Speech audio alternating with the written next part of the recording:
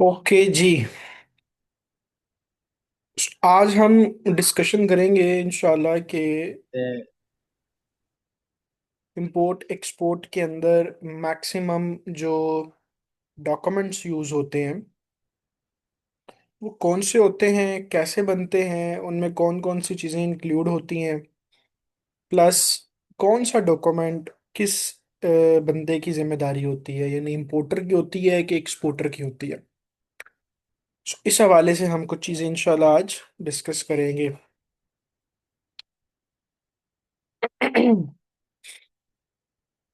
अच्छा, ये डिस्कस करने से पहले एक चीज मैं आप लोगों को बताना चाहता हूँ। एक अक्सर शायद आप लोगों ने एक वर्ड लिखा देखा होगा इनवॉइसेस के ऊपर किसी जगह पे, उसको एच एस कोड कहते हैं। एच एस कोड बेसिकली इसका जो एब्रीवेशन है कंप्लीट, इसको कहते हैं हार्मोनाइज्ड सिस्टम। ये लिखा है हार्मोनाइज्ड सिस्टम कोड। जब इंटरनेशनली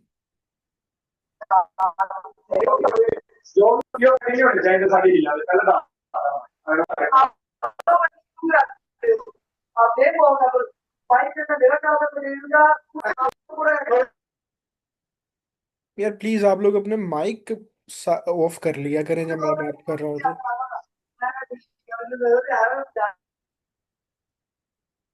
इंटरनेशनली जब ट्रेड को, अदनान भाई माइक ऑफ कर लें अपना। 3 बार मैंने आपका म्यूट किया, आप उसको अनम्यूट कर देते हैं।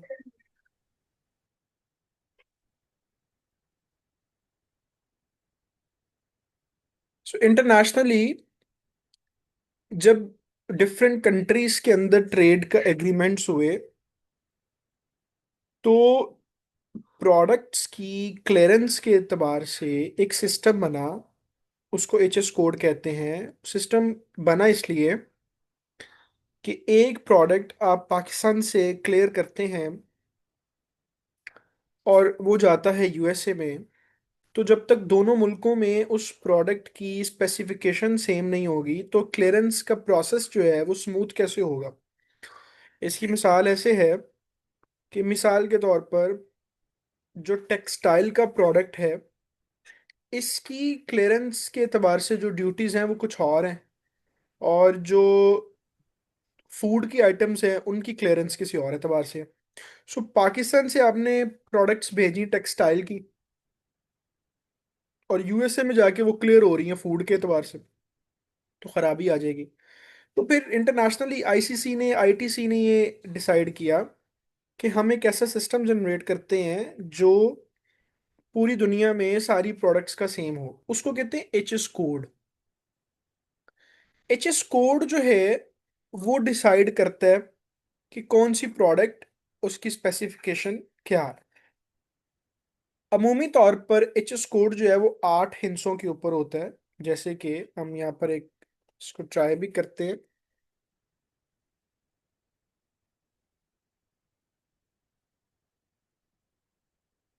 इस वेबसाइट को, जब हमारा वेबसाइट्स वाला लेक्चर आएगा तो उसमें आपको मैं डिटेल में बताऊंगा, अभी सिर्फ आपको एच एस कोड समझा रहा हूँ। जब भी ड्यूटी कैलकुलेट करते हैं ना तो उसको एच एस कोड के साथ ही हम करते हैं। किसी भी कंट्री में एच एस कोड इतना ज़रूरी होता है क्योंकि प्रोडक्ट की स्पेक्स ही उससे निकल नहीं होती कि आप क्या प्रोडक्ट कर रहे हैं।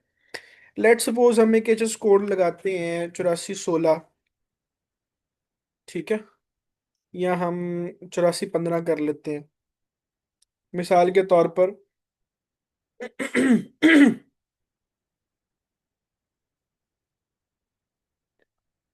लेट सपोज ही हमने 8415 में कोई एक रैंडम एच एस कोड उठाते हैं जिसकी डिस्क्रिप्शन आ जाए ना तो फिर अच्छा है।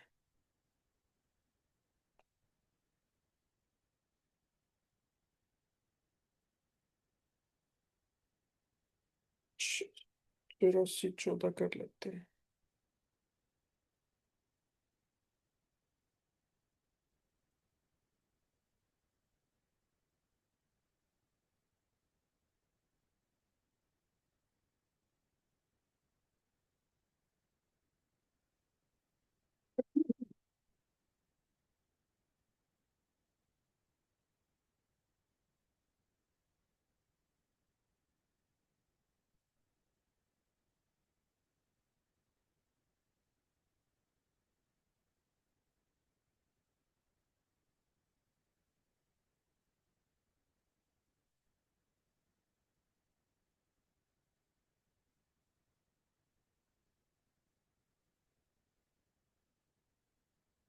अब लेट सपोज जैसे हमने एक यहाँ पे एच एस कोड लिखा 7502.2000। सो ये 8 हिस्से बनते हैं। ये 8 हिस्सों में जो पहले 2 हिस्से होते हैं वो फैमिली को डिस्कस करते हैं। नेक्स्ट 2 हिस्से उसकी सब फैमिली सब कैटेगरी। और नेक्स्ट 4 हिस्से उसकी सब कैटेगरी के अंदर अगर कोई मजीद कैटेगरी है तो उसको डिफाइन करेंगे। ठीक है। जैसे हम यहाँ से देखते हैं,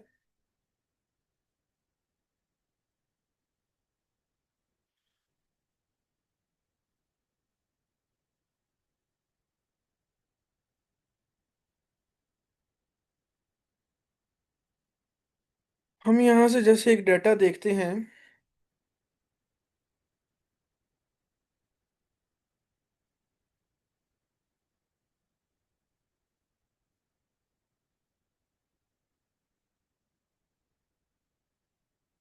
ये देखिए, अब ये एक एचएस कोड है 6203। ठीक है। तो 6203 वाला एचएस कोड जो है, और 6302 वाला कोड, 6110 वाला कोड, ये आप देख रहे हैं जो ऊपर वाले 6 की लाइन वाले जितने कोड है, तो प्रोडक्ट्स ये सारी टेक्सटाइल की हैं। लेकिन जैसे जैसे सेकंड वर्ड, चौथा हिस्सा और पॉइंट के बाद वाले हिस्से चेंज हो रहे हैं, तो कैटेगरी 6 ही है। ठीक है, टेक्सटाइल की। लेकिन जैसे जैसे आगे नंबर्स चेंज होते जा रहे हैं तो इन प्रोडक्ट्स की कैटेगरीज चेंज होती जा रही हैं। सो इसलिए ये फर्स्ट जो 2 वर्ड्स होती हैं फैमिली में आते हैं, फिर सब सब कैटेगरी, फिर सब कैटेगरी के आगे अगर क्लासेस हैं तो। सो एच एस कोड को हम इस तरीके से प्रोडक्ट्स के साथ, हमारा इसको बड़ा ज़रूरी होता है इसको करना। आप एच एस कोड को 2 3 4 जगहों के ऊपर जाके फाइंड आउट कर सकते हैं। ऑनलाइन आपको बहुत सारी वेबसाइट्स मिल जाएंगी। जो एक वेबसाइट में आपको बड़ा, अभी वेबसाइट वाले टॉपिक्स पे जब हम जाएंगे ना, तो आपको फिर एच एस कोड में बताऊंगा कैसे वो फाइंड आउट करते हैं। अच्छा, अभी हम वापस टॉपिक पे आते हैं। इसलिए आपको बताया है कि बहुत सारी डॉक्यूमेंट्स के अंदर ना ये यूज हो रहा होगा, तो फिर आप लोग उसको पता नहीं होगा तो परेशान होंगे। सबसे पहला जो डॉक्यूमेंट होता है उसको हम कमर्शियल इनवॉइस कहते हैं। कमर्शियल इनवॉइस उस इनवॉइस को इंटरनेशनल ट्रेड में कहते हैं जब आपकी डील डन हो जाए तो इनवॉइस बने। इससे पहले एक इनवॉइस होती है,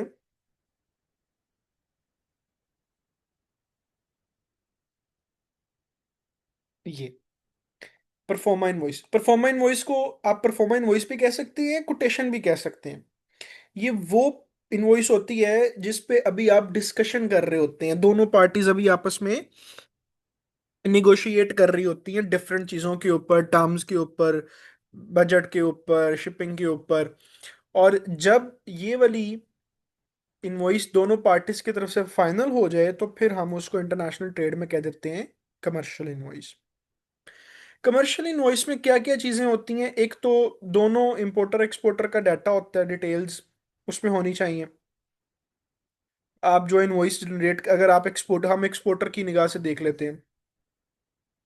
अगर आप एक्सपोर्टर हैं तो आप जो भी आपका इनवॉइस होगा वो इनवॉइस नंबर डालें, उसकी डेट डालें। जो प्रोडक्ट आप बेच रहे हैं उस प्रोडक्ट का एच एस कोड और उसके साथ प्रोडक्ट की डिस्क्रिप्शन लिखें। कितनी क्वांटिटी है, सारी डिटेल लिखें। यूनिट प्राइस, जिस तरह से आमतौर पर हम इनवॉइस बनाते हैं। दोनों पार्टीज के दरमियान शिपिंग टर्म क्या डिसाइड हुई है, यानी इनको टर्म्स क्या डिसाइड हुई है। दोनों पार्टीज के दौरान जो पेमेंट टर्म्स है वो क्या डिसाइड हुई है, एलसी पे काम करने लगे हैं, टीटी पे है, ओपन अकाउंट है, डीपी है। एक्सपोर्टर की कंट्री ऑफ ओरिजिन क्या है। ठीक है। और इंपोर्टर का शिपिंग मार्क क्या है, ये आपको इंपोर्टर देता है। शिपिंग मार्क ये होता है कि जब आप कोई भी चीज़ एक्सपोर्ट करते हैं या उसकी उसको आप डिलीवरी करते हैं, तो हर कंपनी ने, हर इंपोर्टर ने एक खास अपना शिपिंग मार्क रखा होता है जो कि उसके कार्टन्स के ऊपर पेस्ट कर दिया जाता है। ताकि किसी भी जगह पे कार्टन गुम ना हो या उसकी आइडेंटिफिकेशन आसान। जैसे मेरी कंपनी है, उसका नाम ईटोर्स का है। ये बैकग्राउंड पे जैसे ये वाला जो आप इसका ये वो भी देख रहे हैं, लिखा हुआ सिग्नेचर लगा हुआ है। तो मेरी कंपनी अक्सर जो मैं ईटोर्स का से एक्सपोर्ट करता हूँ या इंपोर्ट करता हूँ, तो मैं उसका शिपिंग मार्क ईटोर्स का रखता हूँ। तो ये कुछ भी रख सकते हैं आप अपनी आइडेंटिफिकेशन के लिए। सो ये सारी चीजें एक कमर्शियल इनवॉइस के ऊपर डाटा लाजमी होना चाहिए। अच्छा, इसमें डिजाइन का कोई मसला नहीं होता। आप जैसे मर्जी डिजाइन करें, आप इसको बिल्कुल सादी रखें, आप इसको फैंसी कर लें, आप मॉडर्न कर लें, जो आपका दिल करता है, जो आपकी कंपनी का थीम हो, कलर हो, उससे कोई मसला नहीं होता। बट डिटेल्स जो है वो ये वाली सारी उसके ऊपर कमर्शियल इनवॉइस के ऊपर आनी चाहिए। और कमर्शियल इनवॉइस जो है एक्सपोर्टर बनाता है, इंपोर्टर को बना के देता है, ठीक है। उसके बाद सेकंड डॉक्यूमेंट आता है पैकिंग लिस्ट। पैकिंग लिस्ट के अंदर ये पेपर तब बनता है जब आपकी प्रोडक्ट्स बन के तैयार होके शिपिंग के लिए रेडी हो जाती हैं, लोड होने वाली होनी होती हैं। इसके अंदर क्या चीज़ें होनी चाहिए? अगेन वही, प्रोडक्ट डिस्क्रिप्शन हो विद एचएस कोड और डिस्क्रिप्शन, टोटल कितने कार्टन्स बने हैं, ठीक है, उन कार्टन्स की डायमेंशंस, वेट क्या है, जो कि हमने शिपिंग वाले में, कंटेनर वाले लेक्चर में ये पढ़ा कि आपको कंटेनर की बुकिंग के लिए उसकी डायमेंशन और वेट दोनों नेसेसरी होती है। सो पैक करने के बाद वो क्या बनी है, अ, उसका जो है वो टोटल वेट और टोटल वॉल्यूम कितना बना है, पर कार्टन का भी लिखते हैं और टोटल भी लिखते हैं कि ग्रॉस और नेट वेट क्या है। और जब ये जो ऊपर वाली चीज़ें होती हैं पैकिंग लिस्ट, इसमें ये आपने बना के देनी होती है इंपोर्टर को। ये एक्सपोर्टर बनाता है अगर इंपोर्टर ने शिपिंग अपनी करवानी है तो।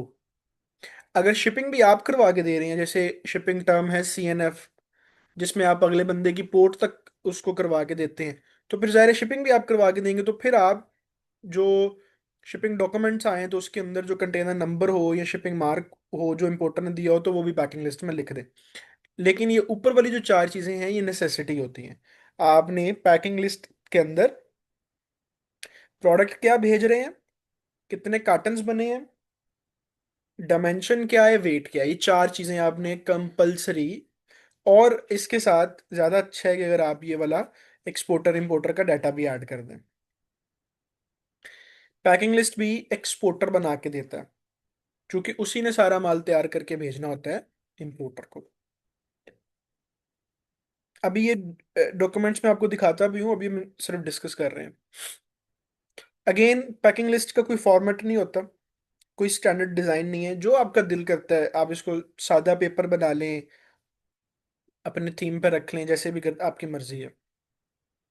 उसके बाद आता है बिल ऑफ लैडिंग, जिसको BL कहते हैं।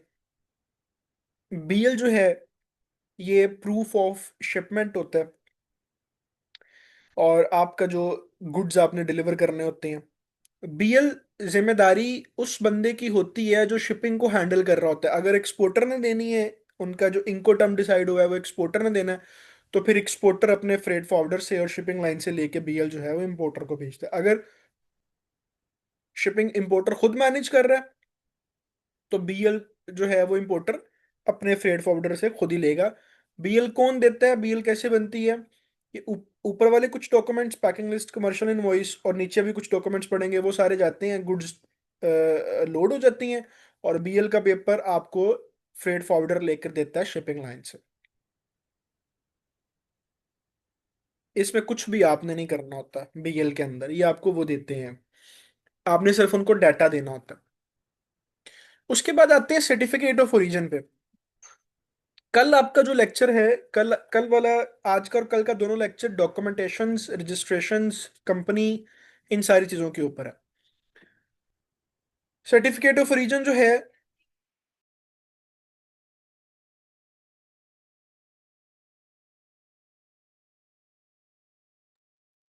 सर्टिफिकेट ऑफ ओरिजिन की हमने थोड़ी सी बात की थी, ये भी मैं अभी आपको दिखाता हूँ। इट्स अ प्रूव ऑफ कि जो एक्सपोर्टर है वो किस कंट्री में बैठा हुआ है, प्रोडक्शन कहाँ से करके दे रहा है, ठीक है। और सर्टिफिकेट ऑफ ओरिजिन दो जगहों से बनता है, चैम्बर से, और जो टिडैप होता है, ट्रेड डेवलपमेंट अथॉरिटी। दोनों में फर्क क्या है? दोनों में फर्क ये है, एक बंदा है उसको सिर्फ आपसे प्रूव चाहिए कि आप किस कंट्री से चीजों को भेज रहे हैं, आप उसको चैम्बर से सर्टिफिकेट ऑफ ओरिजिन जो है बनवा के दे देते हैं। एक बंदा ऐसा है, अगर उसको ये पता चले कि अगर आप पाकिस्तान से चीजें इंपोर्ट करेंगे, लेट सपोज मैं आपको दिखाता हूं,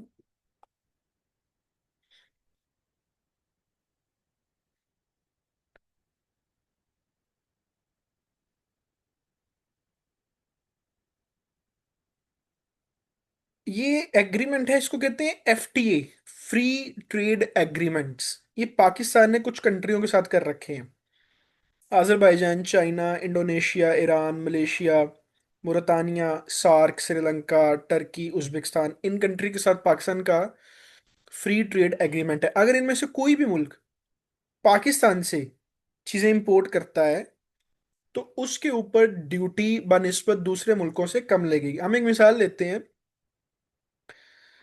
लेट सपोज आप मलेशिया है, मलेशिया जो है वो एक प्रोडक्ट है, उसकी कोटेशन पाकिस्तान से लेता है और एक कोटेशन लेता है इंडिया से।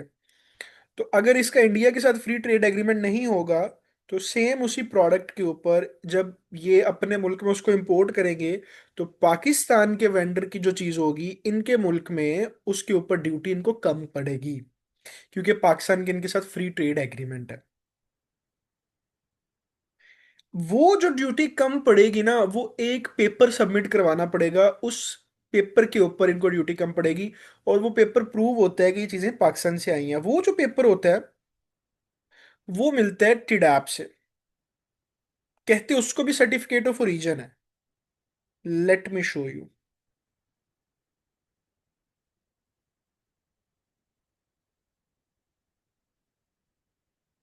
ये मैं ग्रुप में भी आप लोगों को भेज दूंगा पेपर्स।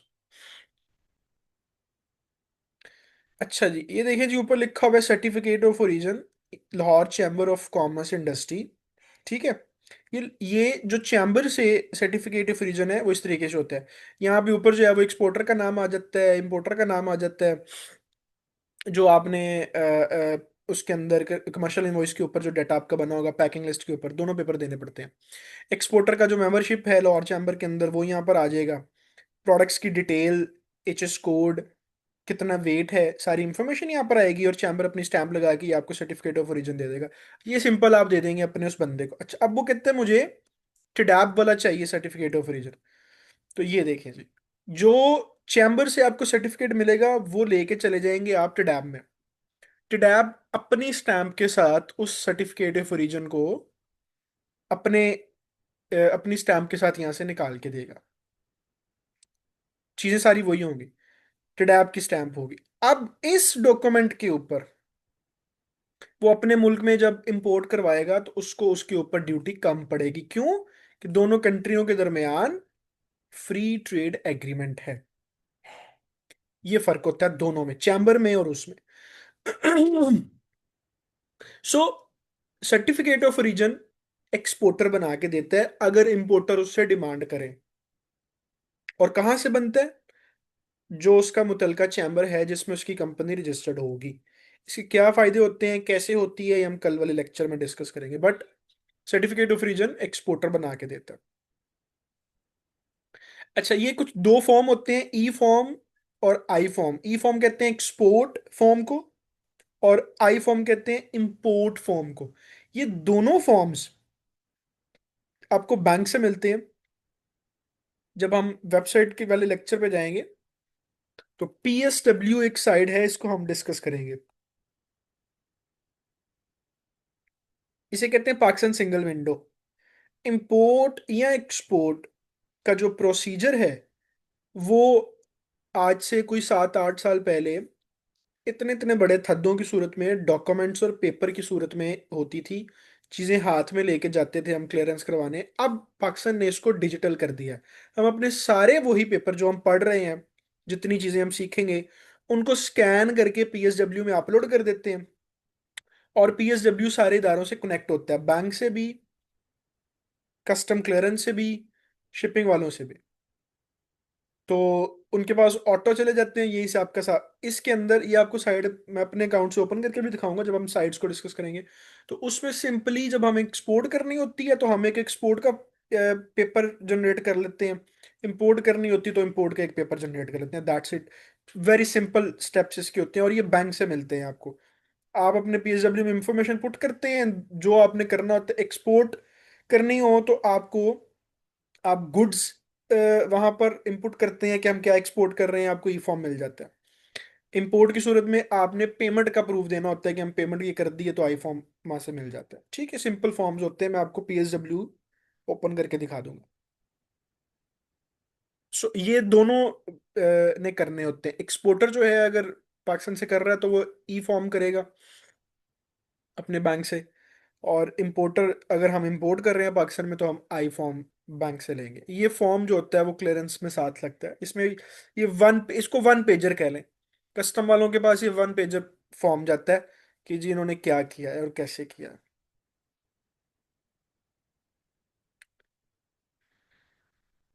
अच्छा जी, एच एस कोड का मैंने आपको बताया है। ड्यूटी स्ट्रक्चर के ऊपर बात करते हैं, एक सेकेंड।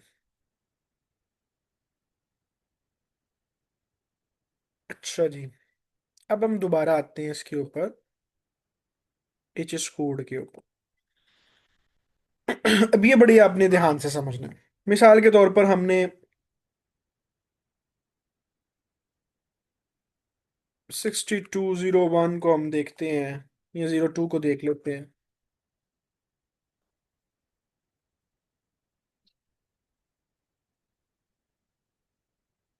एक सेकेंड। हेलो, वालेकुम सलाम।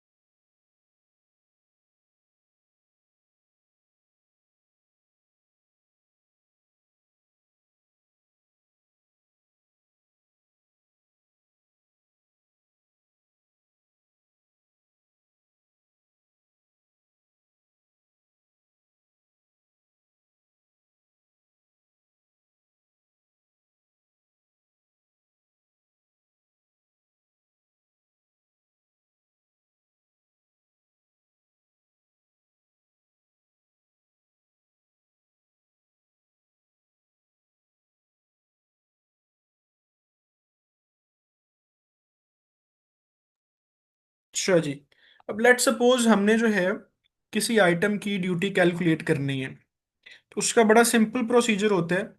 ये हम इस साइड को डिटेल में भी डिस्कस करेंगे, इसमें क्या क्या बेनिफिट्स हैं, क्या आपको वो मिलते हैं। अभी जस्ट हम इसको ड्यूटी को वो देखते हैं। आप यहाँ पर आते हैं, अपनी प्रोडक्ट का एच एस कोड यहाँ पर लिखेंगे। आप यहाँ पर इसको क्वांटिटी देते हैं। लेट सपोज ही हमने ये 10,000 यूनिट मंगवाए हैं।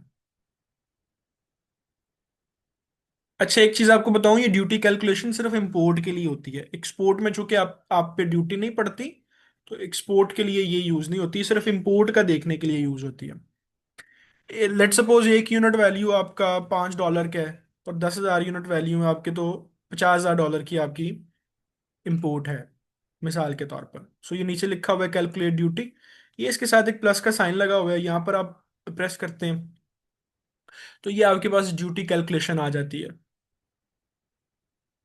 कस्टम ड्यूटी कितनी है, सेल्स टैक्स इसके ऊपर कितना है, रेगुलेटरी ड्यूटी कितनी है, इनकम टैक्स कितना है, एडिशनल कस्टम ड्यूटी कितनी है। अच्छा, इसके साथ कुछ चीजें और भी, कुछ ड्यूटी इसके ऊपर और भी पड़ती है जो कि अक्सर यहाँ पर उसके ऊपर नहीं लिखा होता। वो प्रोडक्ट टू प्रोडक्ट जो है कस्टम क्लियरेंस वाले आपको बताते हैं ऑन दी सपोर्ट। अच्छा, लेकिन उसके अलावा जो चीज आपने कैलकुलेट करनी होती है वो क्या होती है कि इन ड्यूटीज के साथ आपको इंश्योरेंस का मिनिमम 1%, ठीक है, और ये लिखा हुआ है लैंडिंग चार्जेस, इसका 1% आपको इस इनवॉइस के ऊपर एक्स्ट्रा पड़ता है। फिर आप अपनी इस इंपोर्ट वैल्यू को, ये जो आपकी परचेजिंग वैल्यू है, इसके साथ प्लस करते हैं, तो आपका ड्यूटी निकल आती है टोटल आइटम के ऊपर कितनी है। इस तरीके से ड्यूटी हम इस साइड के ऊपर आगे कैलकुलेट करते हैं। टिप की वेबसाइट है ये गवर्नमेंट की। लेकिन इस साइड के अंदर और भी बहुत सारी चीजें हैं जिसको हम फर्दर जब वेबसाइट्स में जाएंगे तो उसको डिस्कस करेंगे। अभी इसको मैं आपको एक एक स्टेप के साथ ड्यूटी कैलकुलेट करके बताऊंगा, बट अभी आपको सिर्फ समझाया है कि इसका नॉर्मल प्रोसीजर क्या होता है देखने के लिए कि किसी आइटम के ऊपर कितनी ड्यूटी है। अब हम देखते हैं,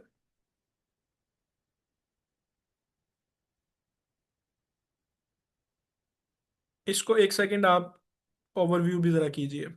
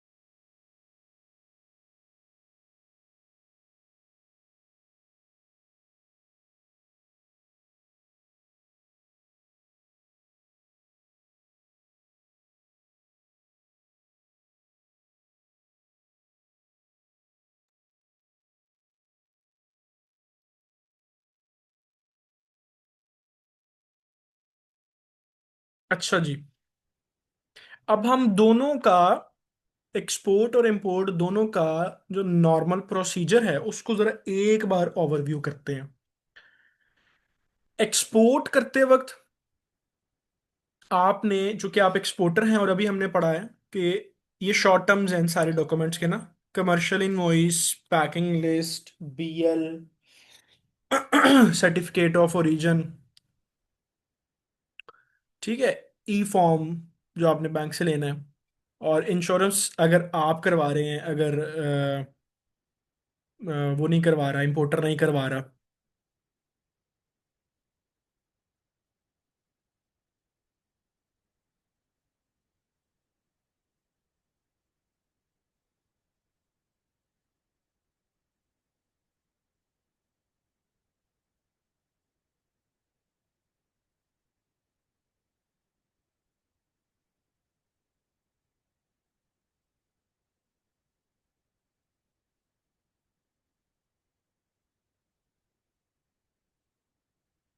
ये डॉक्यूमेंट्स आप लोग तैयार करते हैं जो एक्सपोर्टर है, और आप इन सारे डॉक्यूमेंट्स को अपने पीएसडब्ल्यू में अपलोड करते हैं, जो आपका क्लियरिंग एजेंट होता है। मैंने कभी खुद ये काम नहीं किया, क्लैरिकल वर्क ना, जो कस्टम वाला होता है ना, मैं उसको 5,000 रुपये देता हूँ, वो खुद ही मतलब ये सारी चीज़ें मैनेज करता है, स्कैन करके अपलोड। ये जो वी बुक लिखा हुआ है ना, ये इसका पुराना वर्जन था, जो पहले कस्टम, अभी ये खत्म हो गया है, अब ये पीएसडब्ल्यू है जो अभी मैंने आपको दिखाया। आप सबमिट करते हैं, आपकी चीज़ें जो हैं वो पोर्ट पे चली जाती हैं, जिस पोर्ट के ऊपर आपने उसकी क्लियरेंस करवानी होती है। जो कस्टम वाले हैं आपकी गुड्स की फिजिकल एग्जामिनेशन करते हैं। अच्छा, एक चीज़ हमेशा याद रखिएगा, जब आप इंपोर्ट करें या एक्सपोर्ट करें, तो इंपोर्टर और एक्सपोर्टर के ना हवाले से हमारी पोर्ट्स के ऊपर तीन चैनल्स हैं। अगर वो हैं आज हमारी क्लास में, जावेद भाई, हाँ हैं। अगर जावेद भाई ये बताए ना कि वो तीन क्लासेस कौन सी हैं, तो हम ज़्यादा अच्छा समझ लेंगे। जावेद भाई, जिसके अंदर हम छूट देते हैं, ग्रीन चैनल्स होते हैं या एग्जामिनेशंस के लिए करते हैं, तो वो जरा तीन क्लासेस बताइएगा कौन सी आप डील करते हैं पोर्ट के ऊपर। जी अस्सलाम वालेकुम, कैसे हैं शहजाद साहब? ठीक है आप? जी जी, अल्हम्दुलिल्लाह। अच्छा, जो चैनल्स होती हैं येलो, ग्रीन और रेड चैनल, तो इसमें सिर्फ जो ग्रीन चैनल है उसमें एग्जामिनेशन नहीं होती है कंसाइनमेंट की। येलो और रेड में जो है एग्जामिनेशन होती है। इसमें आपने येलो का पार्शियल इंस्पेक्शन लिखा है, लेकिन इसकी भी कंप्लीट एग्जामिनेशन होती है। मतलब उस पर कोई ये नहीं है कि रूल है कि पार्शियल एग्जामिनेशन होगी। तो वो फिजिकली कंटेनर को खोल के और डी स्टफ करके, या तो पार्शियल डी स्टफिंग होती है या फिर कंप्लीटली वो डी स्टफ करते हैं। मतलब जब चैनल येलो या रेड हो तो फिर कस्टम को इससे कोई फर्क नहीं पड़ता कि ये मतलब हेक्टिक जॉब है या जो भी है, आपको फिर वो एग्जामिनर को सेटिस्फाई करना होता है। और ग्रीन चैनल जो नॉर्मली होता है उसमें ये होता है कि ट्रेडर प्रोफाइल जो है वो मैटर करता है। और शुरू में स्टार्ट में मतलब ग्रीन चैनल में जाना बहुत मुश्किल होता है। और फिर कमोडिटी वाइज जो है, अगर प्रोन है उसमें मिस यूज या एब्यूज का, तो ग्रीन चैनल उसमें कम होता है। जैसे केमिकल्स होते हैं कुछ, और या कंपनी प्रोफाइल, ट्रेडर प्रोफाइल जो है वो ज़्यादा मैटर करता है। ये तीन चैनल्स हैं। बिल्कुल सही बात है, मैं इसको थोड़ा रिपीट कर देता हूँ। बेसिकली होता ये है कि पाकिस्तान कस्टम्स ने ना ये ट्रेडर्स की सहूलियात के लिए तीन चैनल्स बनाए हैं। इसमें होता ये है कि आपने एक ट्रेडर है और उसने काम किया और उसको थोड़ा अरसा हो गया काम करते हुए ना, तो उसको उसकी ट्रेड के अंदर कभी भी कोई दो नंबरी नहीं मिली, कोई इंस्पेक्शन में प्रॉब्लम नहीं मिली, कुछ चीज़ें। तो फिर उसको पाकिस्तान कस्टम डिपार्टमेंट जो है ना ग्रीन चैनल में वो कर देता है, फॉल कर देता है। फिर होता क्या है कि उसकी ट्रेड के ऊपर टाइम नहीं लगता, ऐसे करके कंटेनर लगता है और ऐसे करके क्लियर, और वो शिपमेंट के लिए। शुरू में जब कोई ट्रेडर आता है, बेशक वो इंपोर्टर हो या एक्सपोर्टर हो, तो सबसे पहले वो रेड रेड में फॉल करते हैं, फिर वो येलो में जाते हैं, फिर वो ग्रीन में चले जाते हैं। सो जो ग्रीन चैनल होता है उसके अंदर फिर आपकी गुड्स, आपकी कंटेनर चीजें, वो ज्यादा देर वहां पर उनको रुकना नहीं पड़ता, क्योंकि इंस्पेक्शन बहुत आसान हो जाती है उसकी। ये असल में इसका मकसद है।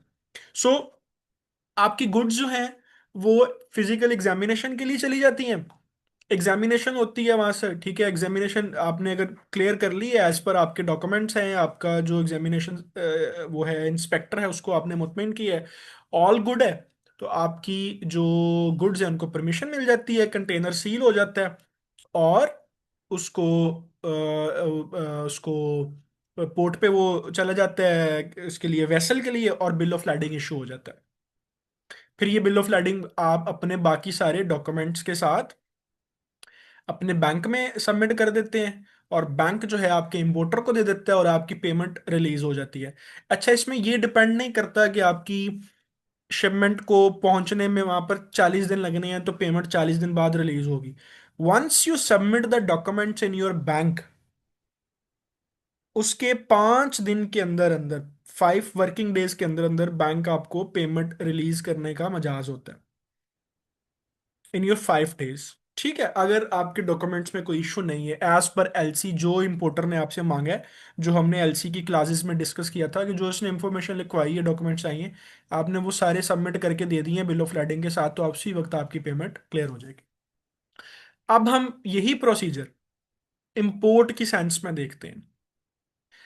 वहां से सब कुछ हो गया, जो अभी हमने एक्सपोर्टर वाला पढ़ा, सब कुछ हो गया, एक्सपोर्टर ने ये डॉक्यूमेंट्स आपको भेज दिए, आपको डॉक्यूमेंट्स मिल गए, अपने हाथ में डॉक्यूमेंट्स आ गए।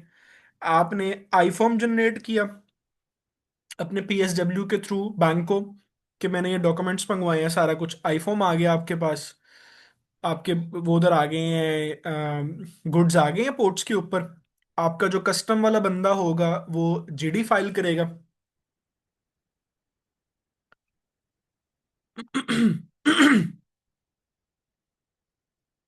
लो जी, इसको कहते हैं जीडी। ये गुड्स डिक्लेरेशन होता है पेपर, ये आपका क्लियरिंग एजेंट फाइल करता है। इसमें आपने अपनी सारी गुड्स की इंफॉर्मेशन देनी होती है। ये देखे नीचे लिखी हुई है, सारी इंफॉर्मेशन देनी होती है, क्या मंगवाए, हिमालयन सॉल्ट है, जो भी आपने चीज़ मंगवाई है ये की है, आपका इनको टर्म क्या है, आपका पेमेंट टर्म क्या है, उस दिन का एक्सचेंज रेट क्या है, सारी चीज़ें इंफॉर्मेशन, ये सारा पेपर बनता है, उसको जीडी कहते हैं। ये पेपर चला जाता है आपके उसके क्लियरेंस डिपार्टमेंट के पास। ठीक है। इस पेपर के अंगेंस्ट, क्योंकि हम क्या कर रहे हैं, डिक्लेयर कर रहे हैं, तो हमने जो डिक्लेयर किया होता है उसके अगेंस्ट सेम उसी तरीके से एग्जामिनेशन आपकी प्रोडक्ट्स को असेस करता है। ठीक है। अगर as per this document, as per आपकी आपके प्रोडक्ट्स भी ठीक हैं, और सबसे मेजर चीज जो आपने उसकी प्राइस लगाई हुई है वो भी ठीक है, तो जैसे हमने लास्ट टाइम भी मैंने आपको बताया था कि एक प्राइस हमने डिक्लेयर करनी होती है, एक प्राइस एग्जामिनेशन अपने सिस्टम में देख के बताता है। ये दो प्राइसेस लिखी होती हैं यूनिट वैल्यू की।